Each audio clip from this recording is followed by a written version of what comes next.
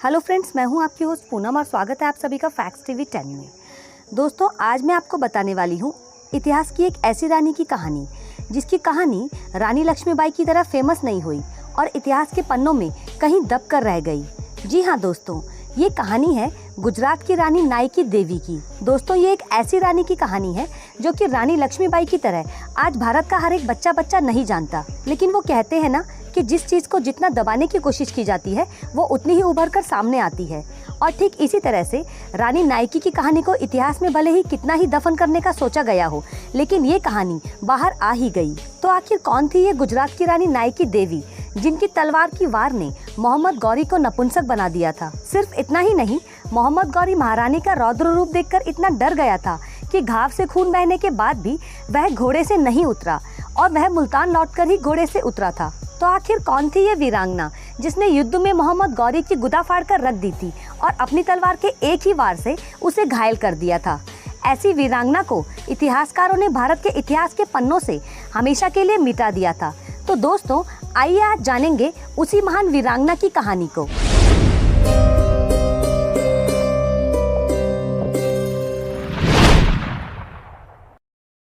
दोस्तों, ज्यादातर लोगों को ये पता है कि मोहम्मद गौरी को दो चीजों का नशा था, एक खून का और दूसरा हवस का। और मोहम्मद गौरी एक हवसी दरिंदा था। मोहम्मद गौरी ने गुजरात की रानी नायकी देवी की खूबसूरती के बारे में काफी कुछ सुन रखा था। ये बात है उस समय की जब रानी नायकी देवी अपने नवजात शिशु भीमदेव सोलंकी को साथ लेकर गुजरात का राज चलाती थी।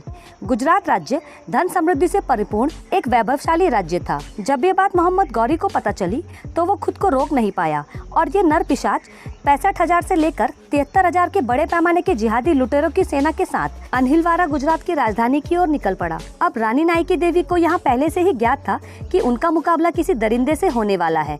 तो रानी नायकी देवी ने रणनीति के तहत अपनी सेनाओं को तैयार किया और महारानी को मोहम्मद गौरी ने ये संदेश भिजवाया कि रानी को और बच्चे को मुझे सौंप दो और तुम सभी अपनी महिलाओं एवं कन्याओं के साथ अपनी धन दौलत सब मुझे दे दो तो मैं तुम्हें बख्श दूंगा। और संदेश पाकर रानी घबराई नहीं, वह इसे सुनकर हंसने लगी और उसने अपने नवजात शिशु भीमदेव को अपने साथ बांध लिया और घोड़े पर सवार होकर निकल पड़ी। रानी ने मोहम्मद गौरी के दूत को आदेश दिया और बोली, जाओ जाकर गौरी से कह दो उनकी शर्तें मान ली हैं हमने। गौरी का दूत गौरी के पास आकर जैसे ही ये खुशखबरी सुनाता है कि उनकी सारी शर्तें मान ली गई हैं, गौरी खुशी से पागल हो जाता है और आसान जीत का जश्न मनाने लगता है। अब जैसे ही मोहम्मद गौरी अपने शिविर से बाहर निकलकर सोलंकी के सैन्य शिविर की ओर देखने लगा, तभी उसे नजर आया कि कोई घोड़े पर सवार होकर उसके सैन्य शिविर की ओर आ रहा है। धूल उड़ना जैसे ही बंद हुआ और घुड़सवार हुए इंसान जैसे जैसे नजदीक आते गए, उसने देखा कि एक खूबसूरत सी महिला अपने बच्चे को अपने साथ बांधकर उसकी ओर आ रही है। अचानक से हुए इस हमले को देखकर मोहम्मद गौरी असमंजस में पड़ गया। इससे पहले कि वो कुछ समझ पाता, शिविर पर हमला बोल चुका था। अब उसने देखा कि उसके शिविर की तरफ हाथियों एवं घोड़ों के साथ रानी नायकी देवी की सेनाओं का सैलाब आ रहा है और रानी की सेना का सैलाब रेगिस्तानी इलाके को घेर चुका था। और इससे पहले कि मोहम्मद गौरी वासना के स्वप्न से बाहर निकलकर युद्ध के लिए तैयार होता, वो तीनों तरफ से घिर चुका था और उसका शिविर अब खतरे में था। अब मोहम्मद गौरी घबरा गया और उसे समझ नहीं आया कि क्या किया जाए। वो बोला, हिंदू कैसे इतना तेजी से हमला कर सकता है? गौरी के पास अब कुछ समझने का वक्त नहीं था। वह घोड़े पर चढ़कर अपने शिविर के अंदर आया। अब गुजरात के वीर राजपूतों ने एक के बाद एक करके जिहादी सुअरों को काटना शुरू कर दिया और रानी नायकी देवी के सेनापति ने मुगलों को बताया कि क्यों भारतवर्ष को शेरों की धरती कहा जाता है और गौरी के पास केवल एक ही रास्ता बचा था, अपनी जान बचाकर भागना। अब रानी नायकी देवी के दोनों हाथों में तलवार थी। साक्षात दुर्गा बन अवतरित हुई रानी नायकी देवी एक के बाद एक अनगिनत जिहादी आक्रमणकारियों का सर धड़ से अलग कर रही थी। जो हाथ उसकी ओर बढ़ रहा था, वो सारे के सारे हाथ एक के बाद एक करके कटते गए। इसके बाद जैसे ही रानी नायकी देवी गौरी का दमन करने के लिए उसकी ओर बढ़ने लगी, गौरी डरकर भागने लगा। अब रानी नायकी देवी उसके लिए साक्षात मृत्यु का स्वरूप बन गई थी।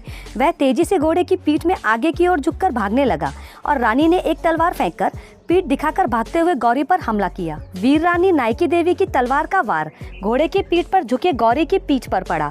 इस वार से गौरी की जान तो बच गई, परंतु तलवार की वार गुदा को चीरते हुए आगे निकल गई, जिससे उसका पीछे का हिस्सा हड्डी के साथ बाहर निकल गया था। पर इससे पहले कि रानी नायकी देवी दूसरा हमला कर पाती, गौरी के 500 जिहादियों ने रानी नायकी देवी को घेर लिया और गौरी बचकर भाग निकला। दोस्तों, मोहम्मद गौरी महारानी का रौद्र रूप देखकर इतना डर गया था कि घाव से खून बहने के बाद भी वह घोड़े से नहीं उतरा और मुल्तान लौटकर ही वो नीचे उतरा। और बताया जाता है कि गौरी ने अपने सैनिकों को ये हुक्म दिया था कि उसका घोड़ा किसी भी हालत में रुकना नहीं चाहिए, भले ही उसे नींद आ जाए या कितना भी इलाज की जरूरत पड़ जाए, पर घोड़ा मुल्तान जाकर ही रुकना चाहिए। और इसके बाद जब गौरी मुल्तान पहुंचा तो वह पूरी तरह से खून से लथपथ था और उसे पता चला था कि वह आगे का गुप्तांग और पीछे का गुदा हमेशा के लिए खो चुका था और एक राजपूताना स्त्री के वार से वो हमेशा के लिए नपुंसक बन चुका था।